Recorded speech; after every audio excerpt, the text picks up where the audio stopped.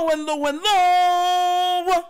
You're tuning into the episode of The Wunderkind Show. Today's second topic, star QB Lamar Jackson addresses the wide receiving core and the offensive line.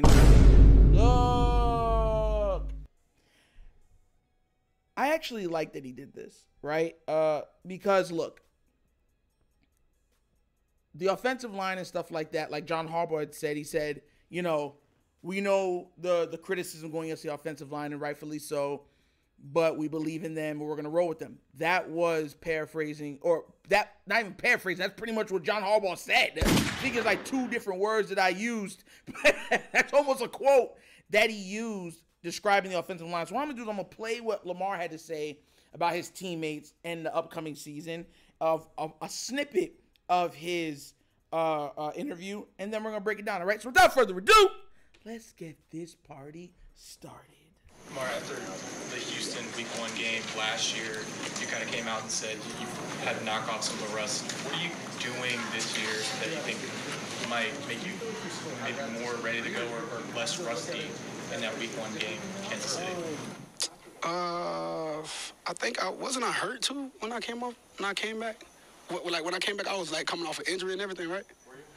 I'm asking you because I don't really remember. But I believe that's why I was rusty. You know, I didn't play so long, and then I had to miss preseason and stuff. But I think I'll be good this go around, no doubt. I've been with my guys, you know, since day one, and we've been better at chemistry, and I feel like we've been looking pretty good. So I think I'll be ready. Lamar, what do you think of? What do you kind of address the progress of the offensive line? You know, there's a lot of new pieces in and out. How is it coming along from your vantage point? What do you see from how your offensive line is shaping up? My guys are coming along very well. Young guys, very young group. I think this is probably the youngest group I've been a part of since I've been in the league. And guys are coming along well. You know, we got Ronnie at tackle. We got Tyler.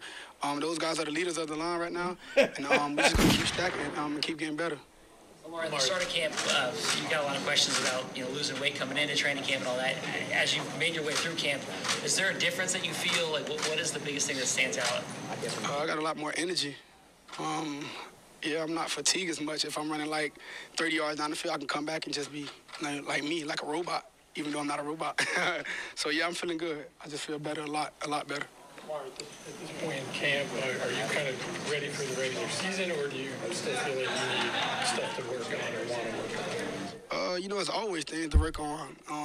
But I'm definitely ready for the season. You know, it's been a great all-season for us, and tired of going against my guys. Looking forward to September 5th. Well, you mentioned about, you know, getting off to a fast start. Just the second year in Coach Holmgren's offense, can you feel like the difference, and just how much do you feel like that's going to make from Week 1 a difference as opposed to last year?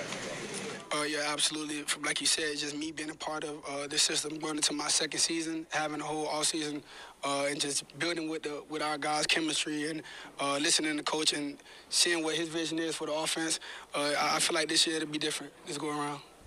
So that's all I'm gonna play of his interview. Now look, you notice how the only two names he brought up was Tyler and Ronnie?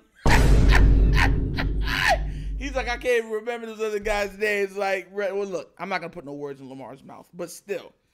Yeah, Harbaugh has already said we're right to feel how we feel. The O-line, look, you're going to say they're coming along and everything else. Fillet has been getting filleted. I don't even call him Fillet. His name is just Fillet. Danielle Filleted. He's getting cooked. Cleveland deserves, we hope he goes to Cleveland.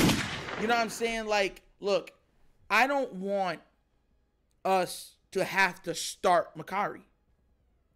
I don't know about you guys, but I do not want to have to be put in the position for this team that the Ravens are like, Makari is our best at this position. Why?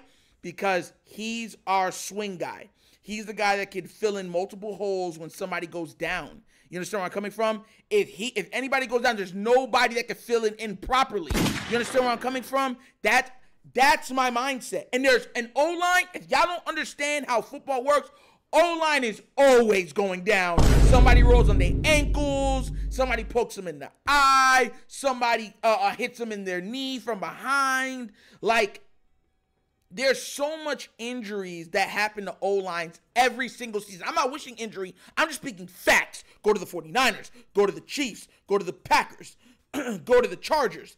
Go to the Jacksonville Jaguars. Go to any team you want. Cincinnati, they get injured because they are literally banging their head against another man's head 17 games out of the year, week in and week out. And then on top of it, this year, we have 3 games in 10 days.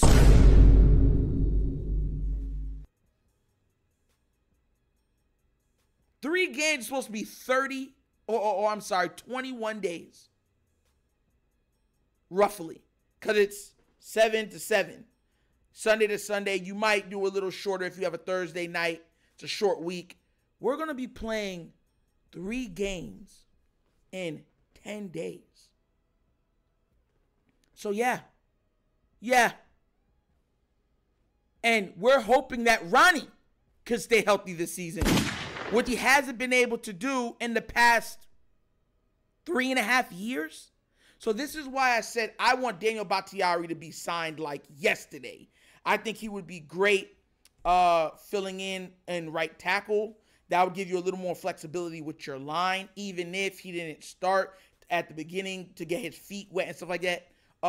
He get, the practicing, get him into the groove, understanding the team, that if anybody goes down, you're like, all right, Daniel, Bakhtiari can go in. You know what I mean? I don't think that that's too far-fetched. Now, with Lamar saying he feels great and everything else, he should be. He's coming off of an MVP level season, right? Not even level. He won the award. He made it to the AFC Championship game, and every year he's gotten closer. As long as he hasn't been injured, he's been getting closer and closer and closer to the mountaintop. So this year, barring injury, I expect Lamar to be in the Super Bowl, regardless, because he's that big of a force multiplier. Now, I think that the addition with Derrick Henry is going to help drastically with that prediction and the return. Listen, y'all don't sleep. I'm telling y'all that. I'm calling this now. Do not sleep on the return of Keaton Mitchell. I'm telling y'all, when Keaton Mitchell returns, because let me tell you what's going to happen. It's just going to allow Derrick Henry to have fresher legs for the playoffs. I expect the first couple weeks, they're going to use Henry, try to feel him out, see different ways how to use him, get creative in the ways that they want to use him, and then use him how they usually use or how Titans use them. Put him and say, hey, go get them yards, big boy. And he's going to put some lickings on some guys. You understand where I'm coming from? But when Keaton Mitchell comes back, you're literally going to have, just from the running back standpoint, lightning and thunder. That's what you're going to have. We're not even bringing in Lamar as into the equation for rushing. Just those two. And Justice Hill is a great backup back. So I think that the run game is going to be absolutely ridiculous this year, which is going to open up the pass game. I think they're going to lean on the play action. I think Lamar is going to flourish in the play action. I think he's going to run less, but have bigger running plays. So it's going to equal out. I still think he's going to get around 700, 800 rushing yards, simply because there's going to be games where Lamar has 4 rushes for like 100 yards. There's going to be games like that because he broke one for 40 or 50 or 30, and you're going to be like, man, dang, like this guy, like he only rushed like 3 or 4 times. Like what Keaton Mitchell was doing. Keaton Mitchell, 2 carries, 75 yards. You know what I'm saying? So definitely happy that Lamar feels good. I think we're in a good move with him. So we're going to get to see how everything works out. You know what I'm saying? But like I said, I feel great. I think this team's going to win. We just need to solidify for a worst case scenario for the offensive line. And of course, wide receiving core. And we're going to be fine. You know what I'm saying? I love his confidence. He can't wait. He's biting. You can look at him. He's biting at the bit. He wants another shot at Mahomes, and he knows that, hey, it's the regular season.